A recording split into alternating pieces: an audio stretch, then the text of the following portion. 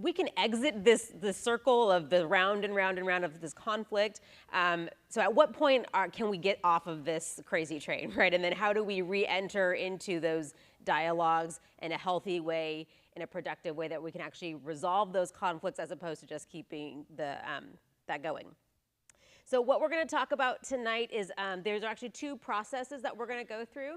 So if last month was what is conflict and how do you deal with conflict, tonight is going to be okay, so what are some practical things? This is going to be the how. How do we deal with the conflict that we're experiencing in the moment? If you did not get one of the conflict assessments, the personal assessment to decide your conflict style, I have extras from last month in the back. You can grab those on the way out and do your little inventory and kind of figure out where you are in the process, and that'll kind of help inform some of what we're going to talk about tonight. So the first process is called the circle process. Is anyone familiar with circle process? Okay, this is going to be great. It's going to be super fun. I took a course in the summer on this topic, and the other topic is also victim offender conferencing. And these are both practices that are part of the restorative justice school of thought on how you resolve conflict. This is a fantastic book. So there's a whole chapter in here. It's actually technically 4 books that they squished into one giant one. So there's a small book inside here on circle process, and there's also one on victim offender conferencing and how you can use those. And this is like big scope, right? Like, this is how we use this in the justice system. This is how we use it in schools. I've tailored this down to kind of how it's going to apply to a family situation as you're dealing with your kids and maybe your spouse as well surrounding these conflicts. But this is a really great resource if you want some more in-depth information. Again, I have kind of pared this down to what I feel like we can actually cover tonight and what's going to be applicable to our situations. And we did go over the conflict styles. And so again, like I said, I have those resources back there for you. And then we also talked about power over and power with. A lot of our kids have experienced power over, that things have been done to them. Adults have made decisions for them that they didn't get to be a part of that process. And so this is another great tool to bring kids into the process of managing conflicts, where they feel empowered to solve those problems themselves, as opposed to coming in and just like, okay, you did this, so you do this, and that happened to you, so you get to do, like, rather than being the adult that just kind of solves it all for them. This is really bringing them along in the process. It's good for us also, I think, not to be always in that role of managing everybody's conflict, because how many of you just love to manage your children's conflict? None of us. And so this is good to bring them in so that eventually the goal is to train them and teach them so that they can start resolving these conflicts on their own, so that we don't have to be pulled into it every single time it happens. So these are lifelong tools for them. I'm curious, how many of you have kids that get in trouble for the same exact thing over and over again, and it doesn't seem to matter what consequence you give them, they never seem to learn? Yes, I think that's all of us. And so this is a really great strategy for, especially in those situations where that consequence that you hoped that, like, if you do this, then this is going to happen. But for kids who don't make those connections, that's not an effective way of disciplining them, these are great strategies to help them actually come to terms with, like, the harm that they've caused, and to be held accountable to it in a way that's not punitive, but it's really the goal is to restore the relationships and restore that broken trust with the people that they have harmed in that. So at the end of last month, I shared a story about my kids where they had this major conflict and the things that I did to help them resolve that. And so I'm going to use, I'm going to teach you the processes I used during that conflict. So I'm going to give you a brief overview of that story, and we'll kind of walk through it together, and then we'll do some work around our tables to practice some of those skills ourselves. So the initial conflict happened between number 3 and number 4. And number 4 was upset that number 3 was on a device that he didn't feel she should be allowed to have, right? This is anyone have children who try to parent their siblings? I offered once, I said, would you like to be in charge of him? You can be his parent for the next 3 days. Well, he wouldn't listen to me. Welcome to my world. Yes, that's exactly why you're not going to be his parent for the next couple of days. So anyway, there's this huge conflict. 1 is accusing this, 4 is accusing 3 of doing this thing, and it just turns into screaming and crying. And of course, when I'm in the midst of a really big project that I don't really have time to like step away and resolve this. And I also want to give you permission that with these, sometimes it's best to wait a couple of days and come back to it when everybody's not in the heat of the moment, because sometimes that anger that's surrounding that issue, they just need to take a step back and have some space from it before you can actually bring them back. You know, when their rational brains come back to them maybe a couple of days later. That's a really good tip that I've learned, which I always felt like I had to just, no, we're going to solve it right now. And I've found that that's not always the best way to go about doing that. So any one child calls the other a horrible name that in my day I would have gotten my mouth washed out with some soap. And there was, again, lots of hurt feelings. And I did have to go, okay, right now we will take care of this later, but you guys need to go your separate ways. And so when I brought them back to the table, I did two things. I did the circle process, and then I kind of morphed it into what we call victim offender conferencing. So these are just some frameworks. They're very fluid, so you don't feel like you have to be like, do the whole process step by step, but it's really just tools to help you go, okay, how could I help resolve this in a way that's really gonna be about them repairing their relationship? Now, I will say that these are very time intensive. Also, why you might want to wait till you have time to actually sit down and do it, as opposed to trying to find something, a quick fix in the moment, which how many of us know that those quick fixes generally don't last very long, maybe 5 minutes. And so that is, just be aware of that. But again, when we're parenting kids from really hard places, this is intensive parenting on all levels. And so this, again, is going to be one of those things, it's going to take some intentionality to make sure that these processes can be implemented well and you actually get the desired results, which of course is repaired relationship, not punishment. I don't actually enjoy punishing my children, right? I would prefer never to have to do that.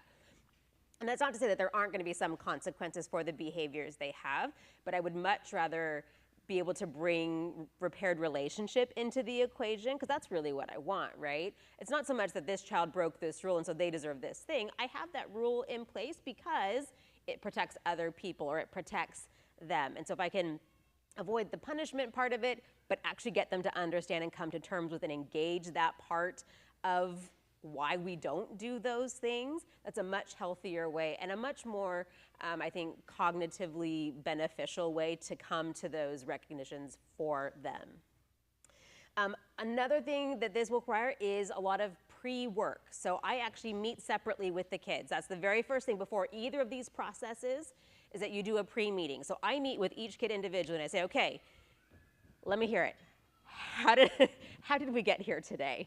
And so they usually give me their version of the events, and I work through and we poke some holes in that story that I maybe feel like that doesn't sound quite accurate. And so but again, not in the presence of the other child, because automatically there's going to be the nuh-uh, right? We're going to try to avoid the nuh-uhs in this whole process and help them talk about the situation, what they were feeling, what their experience was. And kind of like, well, what do you need? Like this, if you've been wronged in the situation, what is it that you feel like would make things right? Because that is one really important part of both of these processes, is that a lot of times a victim, especially in a court, right? Like as soon as a crime is committed, well, that's the crime against the state, which means now the victim and their wants, needs, desires suddenly get taken out of it. They aren't considered in the process. It just becomes this legal thing of checking all the boxes of how do we punish this person for X crime. And so this is an important part of making sure that victims feel heard and that the things that they need are going to be, because if I punish one child for something they did to the other, but it has nothing to do with that original hurt, that doesn't actually solve it for the child who's been hurt. And that's, again, a way of that they feel disempowered, where their voice isn't heard. And so they're not getting what they need out of the process, because all the focus is now on the offender, when really we need to be working to bring restore relationship back to both. So I did this pre-meeting work. What do you need to feel like your brother has made this right for you? What do you need to feel like your sister has made this right to you? What would it take for you guys to be back in right relationship with each other? And that's a great place to get all of the emotions out, to be able to bring them back down to a calm state where they feel like their side of the story has been heard, and now we can come together and do what we call the circle process. So in the circle process, we do preparing the parties, right? So we're gonna walk through it with them, we're gonna hear their perspectives, and then I'm gonna explain the process of the circle, what this is gonna look like for them, so they know that when we all get together, okay, mom said we're gonna do all of these things, and so now we do all of those things.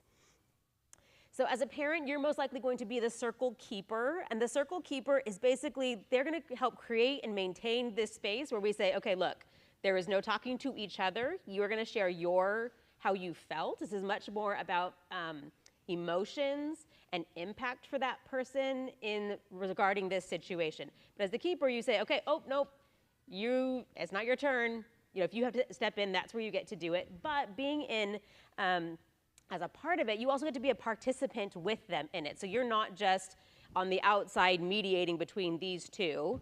You're part of the process where everybody talks about it, because their fight impacted me as well. And so I had to sit down and be like, okay, look, when you guys are fighting and screaming, I'm really frustrated because I'm in the middle of this big project and I feel like I can't take care of you and I can't take care of my project, so I'm feeling really frustrated. How that impacted me becomes a part of what we talk about in this circle. And then as the circle keeper, you're gonna design the guiding questions. There's questions that you're gonna use. You have examples on your table. There's a packet of different examples of questions, because every conflict is different, but the guiding questions are basically to help everybody in the group work through all of the, the impact of the event, and then moving through other things like, okay, what was your experience like? Okay, well then what is it like to make it better? How do we change that? How do we make it different? So there's different categories of questions in there, and all of those are part of the circle process. And then we sit in a circle, and this is for a couple of reasons. One, it really establishes equality between all of the people. It kind of levels the playing field, especially if you have power dynamics between older kids and younger kids. It also prevents the creating of sides of like, you're on this side and you're on this side and I'm gonna sit in the middle, or that we have maybe siblings ganging up on other siblings. Anyone ever have that happen in their house? Yes, all the time. And so, right, that really creates this dynamic of like, no, we're all on a level playing field here and we're all equal participants in this process. Now, there may be different levels of responsibility based on the conflict that has happened, but we all come to the table as equal partners in this. And then we do what's called the opening ceremony. I'm a big fan of the Olympics, so I can totally get on board with opening ceremonies. And the reason we do this is because you really want to clearly mark, okay, from right now until the closing ceremony, we're gonna have a very structured way of dialoguing with each other and communicating. And so that really kind of sets that space apart. And it also really sets the tone for how the rest of it will go. In one of your appendix packages, I'm not even sure it says appendix, but there's, at the end, it says opening ceremony and closing ceremony ideas or suggestions. So this could be a quote, it could be a song, it could be a Bible verse, it could be whatever. So in our family, when we do circle process, we sit down and we read 1 Corinthians. Love is patient, love is kind, we go through all of the characteristics of love, because that sets the tone for how we're gonna treat each other while we talk around this circle. And the next thing we do is we go through values and guidelines, and you'll be doing this in your groups, but everybody gets to contribute to how the space is structured. Like, what do we value in our family? And that every person gets to be a part of that and say, well, this is the thing that I value when I want to talk about a conflict, and everybody gets to participate in that. It's also a reminder of expectations. Okay, so these are the values and guidelines that we've established. So you as the circle keeper can say, oh, remember, our guidelines say this. This is not like real rigid constraints. This is just like, hey, we all agreed to this. Let's remember that so as we go back to it. And it's adopted by consensus. Everybody has an opportunity to say yay or nay on those things. And there's some dialogue around what those values will look like. So for me, when we did our family circle time and we created our values, I wrote on my card, honesty. Like, that is the most important value to me, because if people aren't honest about a conflict, then nothing gets resolved, or it just keeps popping back up because there's things that have been unspoken. So for me, it's honesty. For somebody else in my family, it's respect. They want to make sure that everybody speaks respectfully to each other and that they feel like they're heard. So that's a really dynamic part of the group that's really fun. It's really interesting to see which values your kids pick up on, like who does, and you're like, oh yeah, I can see why that's, your value that you picked, because you kind of see those things in your kids. And then we have a talking piece, and this is the kind of thing that some people are like, well, huh? This is very much, it reminds me of like Native American culture, where they're sitting in the circle and they actually take turns speaking around the table. And so in our family, you have some little talking pieces on your table. There should be a glue stick and an eraser. Now these might seem like really kind of ordinary things, and they are, but when I saw everyone, I said, okay, you guys, I want you to get something that's important to you or that reminds you of our family. And my son brought me a glue stick, and I was like, why do we have a glue stick? He's like, well, because family sticks together. And I was like, oh, yes, of course. So I would never want to discount his reason for bringing anything, but I brought an eraser because our family, when we make mistakes, we get a chance to erase it and fix it and make it right. It can be anything. It could be a hacky sack. It could be a rock from a hiking trip, whatever it is. Best if it has some meaningful, relationship to you or your family. But the talking piece is definitely something that's really, really important to us. And it also shares control, because now there's no one arbitrator for the whole thing. Whoever has the talking piece is the only one who can talk. The other thing is, as they're passing it, they get to tell their stories. It's very much a storytelling process. So not so much talking to each other. There's actually no you don't get to respond to anybody else. If you have the piece, you get to answer that guiding question that's been posed by the circle keeper, and you pass it on. Now the person who gets it, they can pass if they don't really feel like they have anything to add to that, or if after it goes all the way around, then they think of something, it can go back to that person. But it's just a way of managing. Anyone have the kids yelling across each other during these arguments all the time? So this really, helps establish some control over that dynamic, which again helps keep that conflict at a minimum, so you don't have kids yelling at each other across the circle. So then we have guiding questions, and those are the questions that I mentioned in there earlier. And so they stimulate the topic around, the conversation around that main topic. So whatever this conflict is, remember, this is why we're here today. So with that in mind, let me ask you this question. And the circle keeper will present the question, and then everybody will have a chance to go around the circle and do that.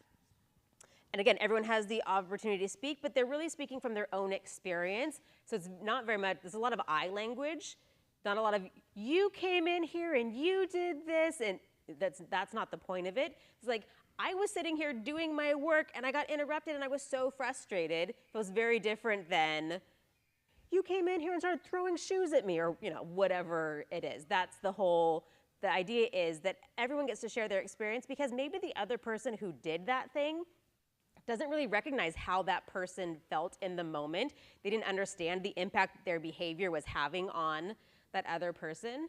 Especially this, in my house, it might come down to when I have a child who's on the drums and everyone else is like, oh my gosh, you're great, but please, and shutting all the doors, and it gets offended. Why are you shutting all the doors? Well, I have a headache. I'm trying to study, whatever it is, but he doesn't understand that unless I have a chance to share in this circle time, this is how what you did impacted me and why it was difficult and why this is my behavior because of what you chose to. This is why I responded, because this is how I experienced that moment. It also invites sharing of stories from your life. So a lot of times what I'll do in the very beginning is I'll just ask like a really, like a storytelling, even does it have anything to do with what we're talking about. Tell me about a time that you, and fill in the blank on that one. Tell me about a time you felt angry. Oh man, you want to ask that question around the circle? Get some really interesting answers. Tell me about a time you had to work on forgiveness. Those are some really things, those things that maybe the kids don't always share with us, but you hear those things, you're like, oh wow, I didn't realize that situation impacted my kid in that way. So it's a really helpful thing to do with that. And again, this is really dealing with impacts and feelings, not so much with facts. Facts you kind of did, you took care of that in that one-on-one conference to establish facts, but this is much more about impacts and feelings. And then these questions move it from, okay, so this is what happened, so now what do we do about that? How do we make it better? What changes can we make so that doesn't happen again? And so those guiding questions are going to be really helpful in guiding that whole discussion. So again, this can be some pretty intensive work, but if you know, okay, I've got these two kids who have this conflict, let me go through and pick like 4 or 5 questions that we're gonna go through the circle process and do it ahead of time. It also helps take the emotion out of it, so you're not responding in the moment, but you really get a chance to actually lay out some parameters for the dialogue and discussion. And then you do a closing ceremony. This is very much like the opening ceremony in our family. At the end of it, we pray together and we say, and let it be done, right? On earth as it is in heaven, amen. But whatever that looks like for your family, if you have any sort of like family cheer, motto, whatever, it could be something super simple like that. But, and again, we want to have a very definitive beginning and a very definitive end so that we know, okay, we've had a chance to work through this process together. And now and break, right? And now we get to go on to do the other things and hope that this conversation and the things that we've decided are now going to be part of the conversation going forward and the rest of the day. So what we're going to do now is actually go through a circle process together.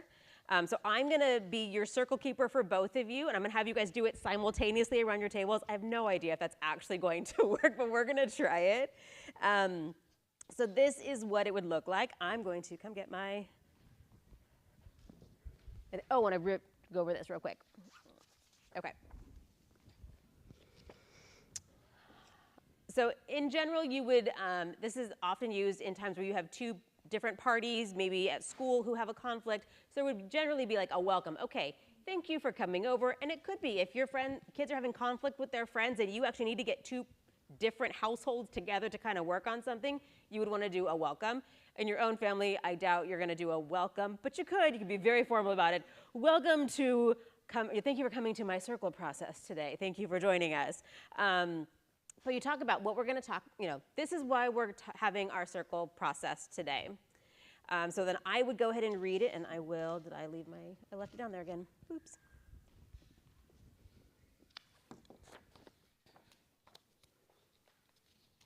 There it is. Okay.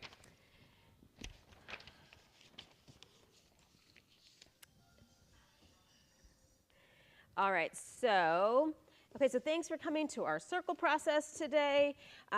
We are going to, we're here to discuss this conflict that we've had, and so now before we get going, I want to do an opening prayer to help us kind of set the tone for how we're going to do this today. So I'm going to use the prayer of St. Francis of Assisi. It says, Lord, make me an instrument of your peace where there is hatred. Let me sow love. Where there is injury, pardon. Where there is doubt, faith. Where there is despair, hope. Where there is darkness, light. Where there is sadness, joy. O divine Master, grant that I may not so much seek to be consoled as to console, to be understood as to understand, to be loved as to love. For it is in giving that we receive, it is in pardoning that we are pardoned, it is in dying that we are born into eternal life. Amen. So today on our tables, or with us, we have our talking pieces. I'm going to choose to use the eraser because I love the idea of when I make a mistake that I can erase it and I can fix it and make it better. So while we're going around the circle, you can only talk if you have the talking piece, and when it's your turn, you're going to pass it to the next person. And so we're going to go around the circle, and everybody's going to get a chance to introduce themselves and then say, give me one word about how you're feeling today. Okay, so now around your tables, doesn't matter who starts, pick up one of the talking pieces, introduce yourself, give you the one word of how you're feeling today, and then go ahead and pass it around the circle.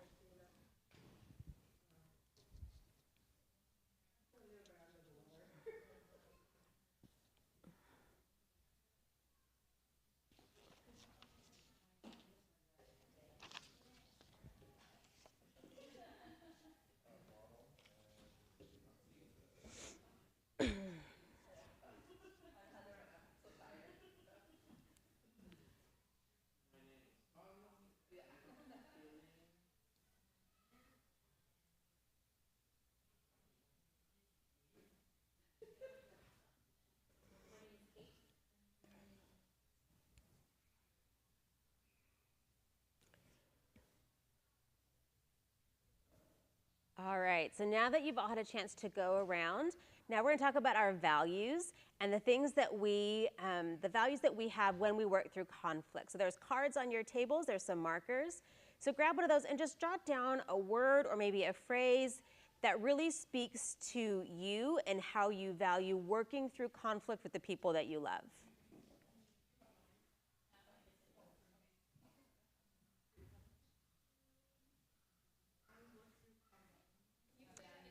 Yes. So I'll do mine again. Okay, so for me, when I'm working through conflict, honesty is really the most important value to me because I want people to be honest. And so I never want people to feel like they can't tell me something because I feel like if they're not honest with me, we aren't gonna be able to resolve the conflict. So I'm gonna write honesty down. So each of you go ahead and write that down now, and then we'll pass the talking piece around again, and you'll get to share your um, why you picked what you picked.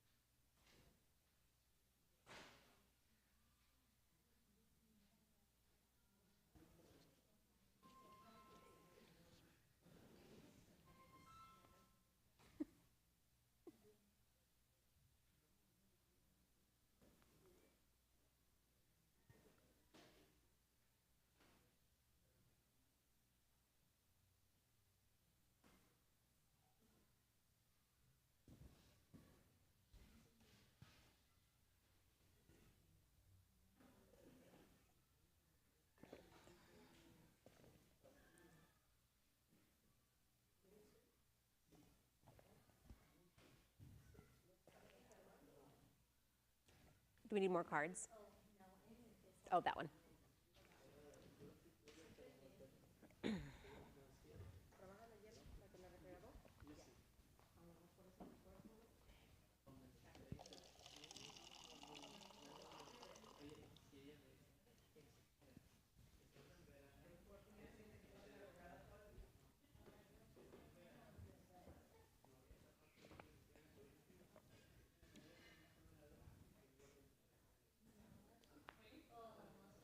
Okay, so go ahead and assign one person take the talking piece, whoever had it last, and you can go around and share your value.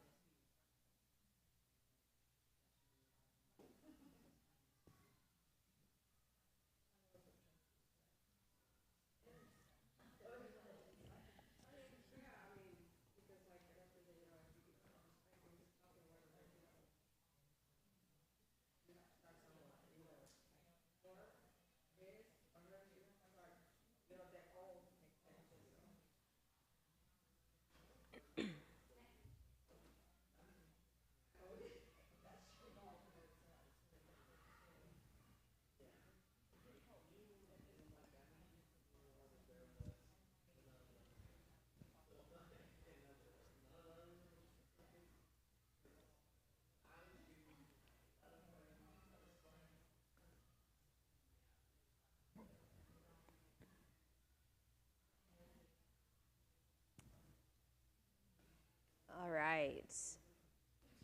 Did everybody have a chance to go around their circle? Okay.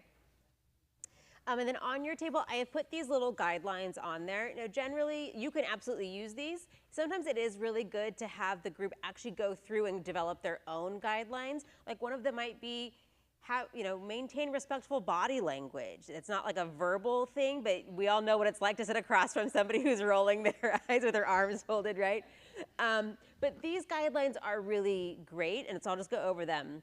So one is respect the talking piece. Only the person who is holding the talking piece can speak. Listen from the heart, which means listen openly and attentively without judgment and pay attention to what the other person is saying, not thinking of your own response while the other person is talking, right? Speak from your heart. So share your story honestly and try not to rehearse what you're going to say, because you should be listening to the other people while they're going around the circle, not practicing your own story in your head. Trust the process. Don't try to force the outcome or worry about what's going to happen. And then just say enough. So without feeling rushed, say what you need to say, but be respectful of time and make sure that everyone has time to share. So as circle keeper, you also might have to manage some of those things. If you have a talker, right, you might need to be like, end scene, right? hand me the talking piece, please. But that's the thing. So what we usually do is we say, okay, here are the guidelines. Can everybody agree that these are the guidelines that we're going to follow? And then you go around, yes, yes, I agree, yes, yes, yes. You go all the way around so that anytime they're not abiding by the guidelines, you can say, we all agreed to this, let's refer back to this. So then what we're gonna do is, so then you have the storytelling round. So this is the first round that you're gonna go through. Everyone gets to tell a story. So we're running a little bit out of time, so I'm not gonna let everyone go around and do it because we do have one more process to get to. But you might say, like, tell me a story of something funny that happened at school or work. And then everybody gets just a minute or two to go around and share it. And use those guiding questions. There are lots of storytelling questions in there to help prompt those things. And a lot of what that is about is helping break down preconceived ideas about another person. It humanizes that person, it humanizes that sibling, especially if you're doing like a check-in. Tell me your highs and lows of the week. Oh, the day that you got kicked in the head at soccer practice is the same day you came home and yelled at me. Oh, that makes a whole lot of sense why we may have had those underlying things from those conflicts. So it really humanizes the other person, because we tend to start putting people in our conflicts in boxes and perceiving them a certain way. You always do this, you always, right? And so this is a great way to help us see, oh no, they're just really having a hard time and I didn't know that's what was going on underneath. So those storytelling things are great opportunities to kind of dig deep and find out some personal things for each member of the group.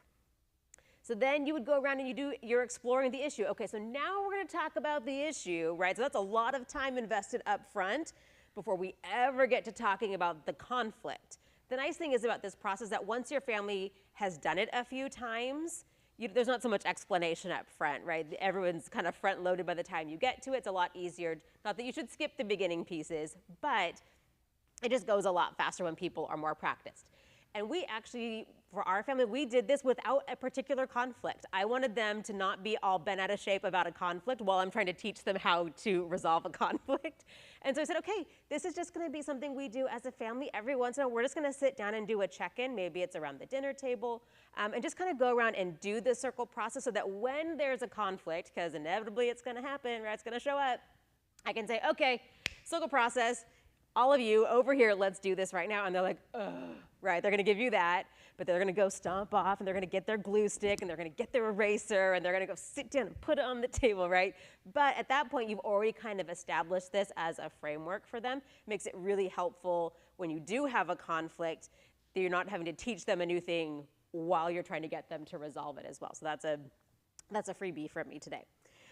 So you're gonna explore the issue and then you're gonna go on to generating plans for a better future. Okay, so based on what we know about this, what can we do different? What are some different choices we could make? Maybe it's like, maybe I have some issue, maybe I have some fault in that. Maybe I wasn't really paying attention, I was ignoring the kids. Maybe I need to be able to step in early and say, you know what, you guys, I need to be more aware of that fight that was going on between you two. I needed to be more responsive. I'm sorry. So when you guys are having those issues, if I'm not paying attention, please just tell me, like, Mom, we're having an issue. I need, we need your help. There's going to be those types of dialogues about like what we can all do to make that a better process. So the next time that we can maybe avoid that conflict if we can establish some of those things. And they can even like bring this back. Like, hey, remember in circle process, you said you were not going to do that XYZ thing again. Oh, and no, let's be honest. Our kids be like, oh, you're right. I'm so sorry. Probably not. But it's that reminder of like, hey, you agreed to this. And again, it's that practicing of like, oh, even if they won't admit it, yes, I did say that. Yes, I did promise I wouldn't do that again. And so again, it's that those relational reminders for behaviors as opposed to the consequences punishment reminders of getting those conversations going. So then you go to the agreement. Okay, do we all agree that these are all the things that we all said we're going to do? And you go around the circle, do you do that? And then clarify expectations. Okay, so this is what I'm expecting, right? Because this is all about not having any miscommunications or any unmet expectations can often really lead to disappointment. And so making sure those expectations are really clear. This is what I expect. And this, for me as well, this is what my kids are expecting of me to do. My kids are expecting me not to blow my lid when there's a conflict, right? They're expecting me to stay calm.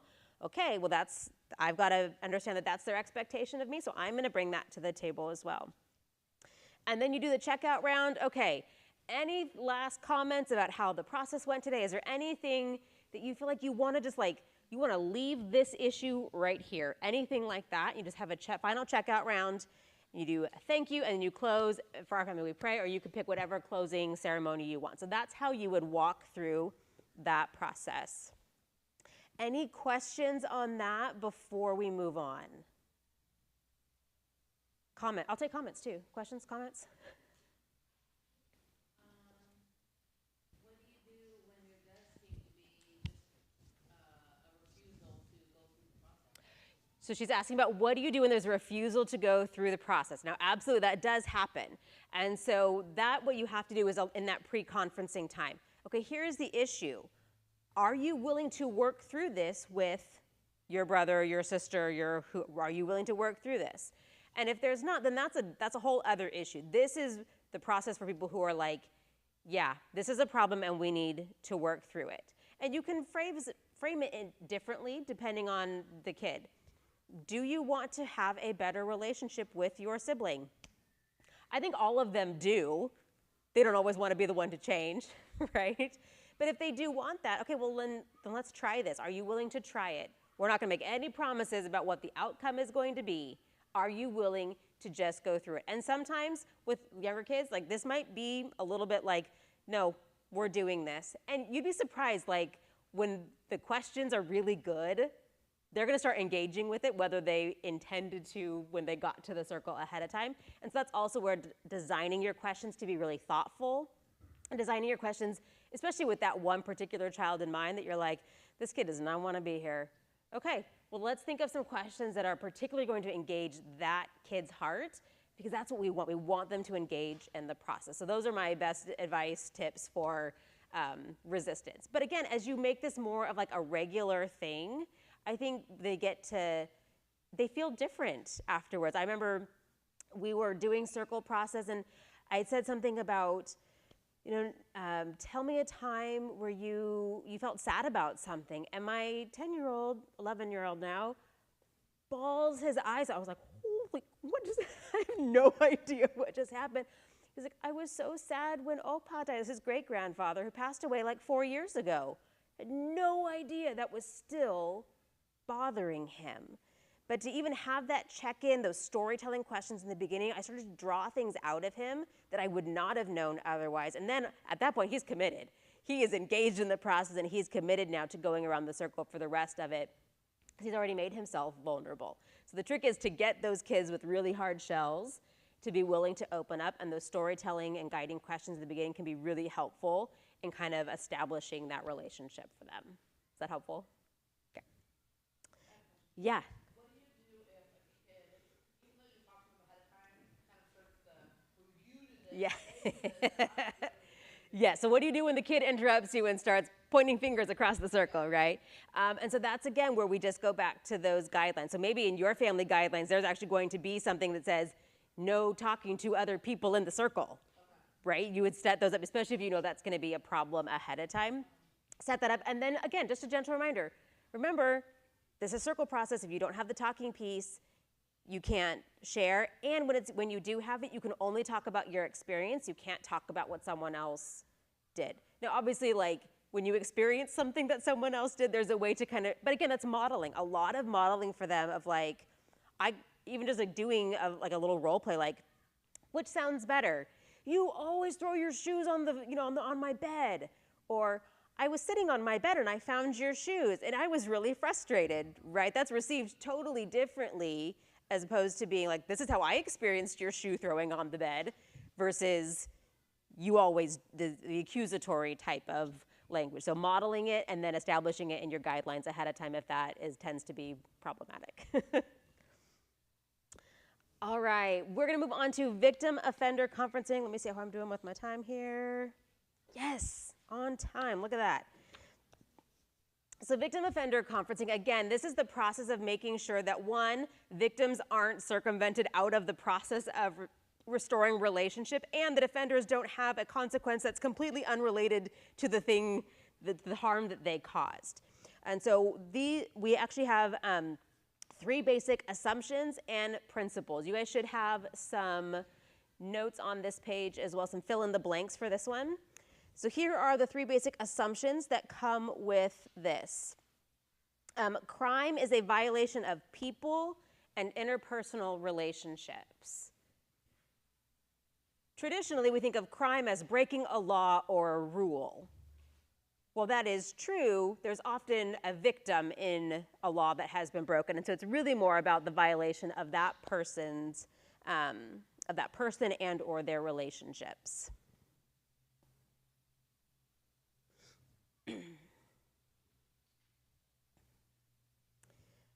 All right, the next one. Those violations create obligations.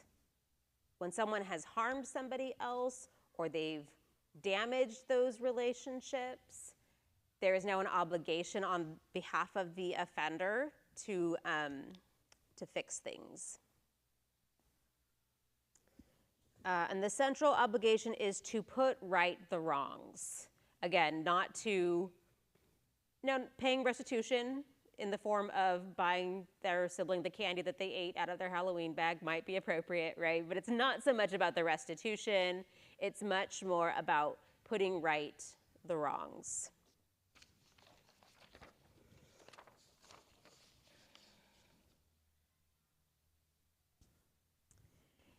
And so from that, we get these 3 basic principles. Restorative justice focuses on the harm rather than the laws or rules that were broken. Again, with my kids, the rule is we don't call anybody any names, but much less, highly inappropriate names, right? That's a rule, not because it's a rule because the way we speak to each other can harm. And what that did to the sibling who was called that name, there was harm there. And so we had to have the recognition that the rule is there. The overarching rule is really about protecting people from harm. Number 2, that the wrongs or harms result in obligations, and the accountability process should help offenders understand and take responsibility for the harm that they have caused.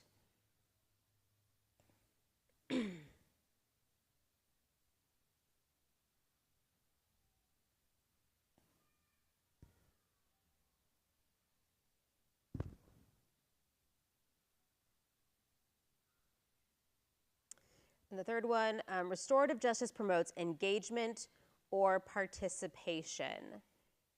And so this is also going to include not just those who have been harmed, but also members of the community. Because just like in my situation with my family, it not only affected, their behaviors affected each other, but it affects the whole family, right? How many times one fight in one room is actually, maybe causing problems in the rest of the family because of the conflict that's going on, like it's contagious. And so the community or the family is also going to be part of the group that needs to have things righted for them.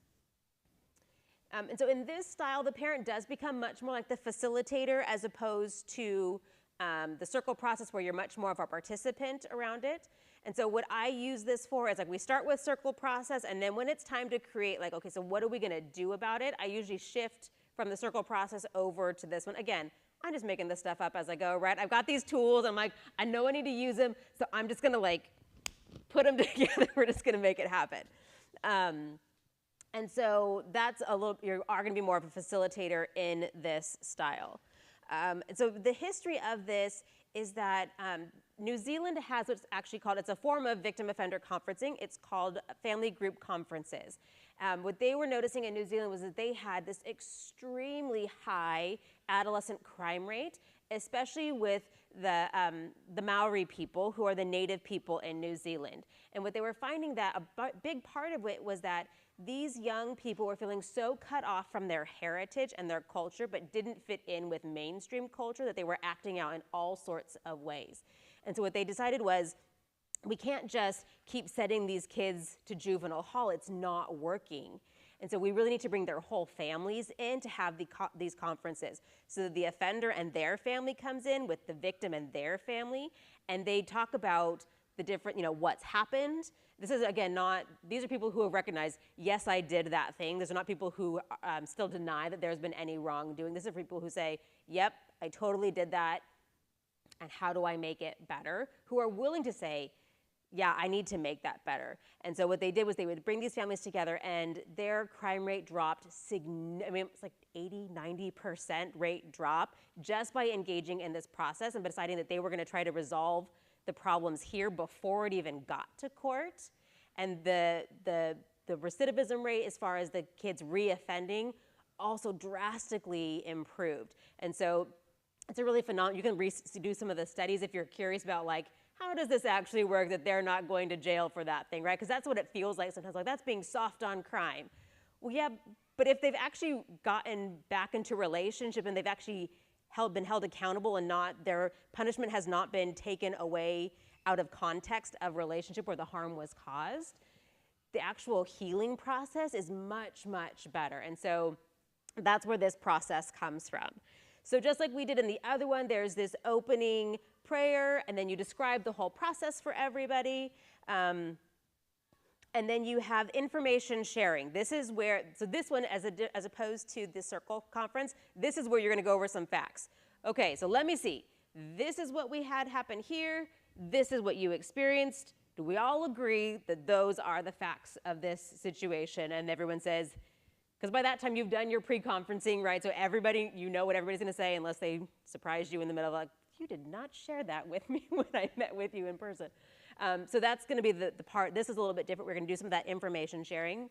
And so this is where with my kids, I'm like, okay, this happened first, then you did this, then you did that, then you did that. Do I have, whether or not you agree with what the other person was doing, are those facts all correct? You all behaved in these ways? Yes, we did. Okay, now that we've all come to that agreement, let's now talk about what we can do with this. So one of the questions that I ask my kids when they're in this middle of this thing, I said, okay, what do you need to make it feel like it's been put right? What do you need from your brother to make it feel like he's made up for it? And what do you need from your sister to make it right? What do you need to make your relationships whole again? And in the pre-conferencing with my daughter, I said, what do you think should be your consequence? Like, what do you think should happen because of the way you treated your brother?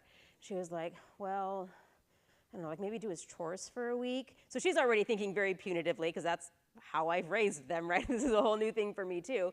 She's like, well, I should do his chores for a week. I was like, okay, but I don't know if that's what he's gonna ask for, but that's what he wants, but it's good to know that that's what you're thinking about.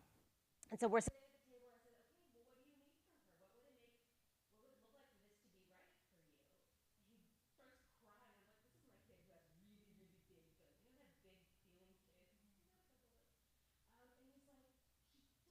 really big feelings. You know that big feeling kid? And he's like, he doesn't ever play with me anymore. This whole issue came down to the fact that she's got a phone and she's chatting with friends and she has a boyfriend and she doesn't play video games with him like she used to.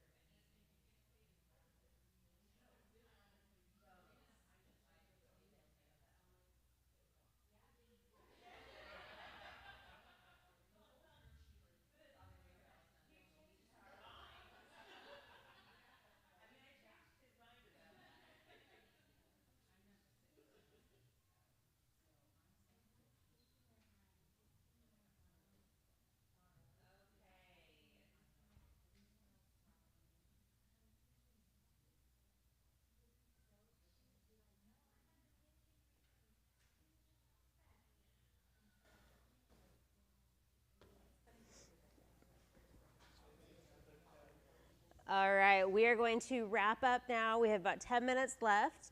So I do want to address the whole thing about like how long this takes, right? Because you can tell that this obviously is a time intensive thing.